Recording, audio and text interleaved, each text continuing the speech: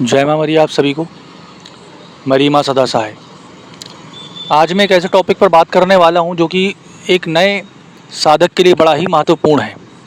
इसका कारण ये है कि काफ़ी सारे लोग मेरे पास आ रहे हैं, फ़ोन आ रहे हैं उनके, उन लोग डायरेक्टली साधना मांगने लगते हैं।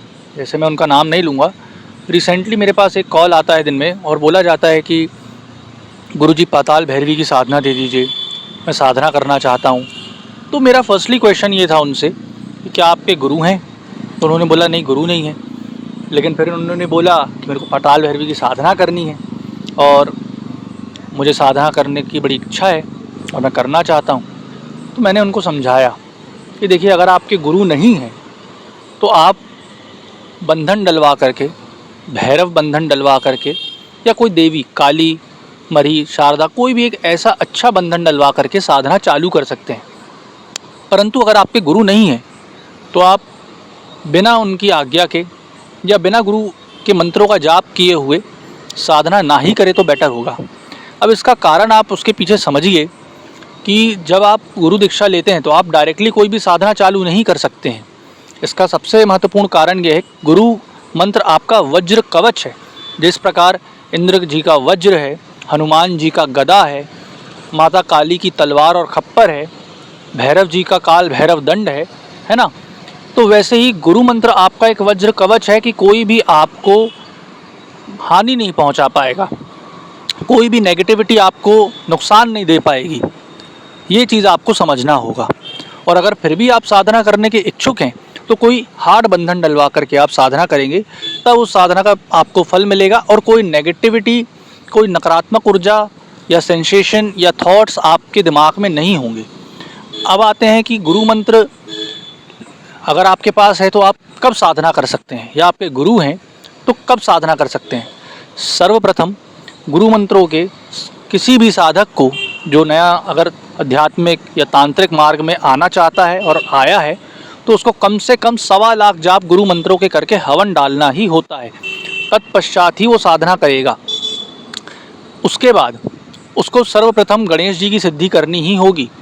गणेश जी को विघ्नहर्ता कहा गया है। शुभ को अशुभ, अशुभ को शुभ करने वाले एक ही देव हैं पूरे वर्ल्ड में, विघ्नहर्ता, ठीक, जो कि सारी शक्तियों का आवाहन करने में सक्षम होते हैं।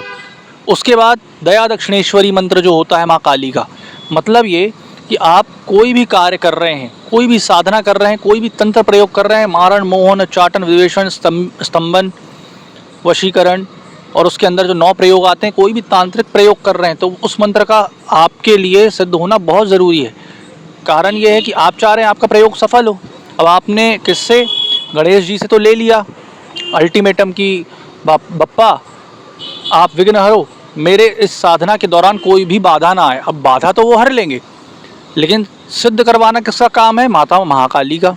तो दया दक्षिणेश्वरी का जो मंत्र होता है कि सारे कार्यों को सिद्ध करने वाली दया दक्षिणेश्वरी, वो आपको साधना करनी अति आवश्यक है।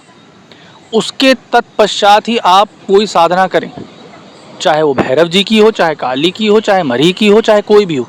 अन्यथा आप अगर शाबर मंत्रों का जाप कर रहे हैं तो फिर बंधन डलवा करके करें, कीलित करवा करके करें आपके नाम पर पे, ठीक। कई ऐसे शाबर मंत्र हैं जो कि बिना गुरु मंत्र के भी किए जा सकते हैं, लेकिन वो उग्रकोटि अग्निकोण में नहीं आते। उग्रकोटि का मतलब ही ये होता है कि वो मंत्र बहुत उच्च कोटि के हैं और बहुत ही किसी को नुकसान पहुंचा सकते हैं, और या आपको भी नुकसान पहुंचा सकते हैं।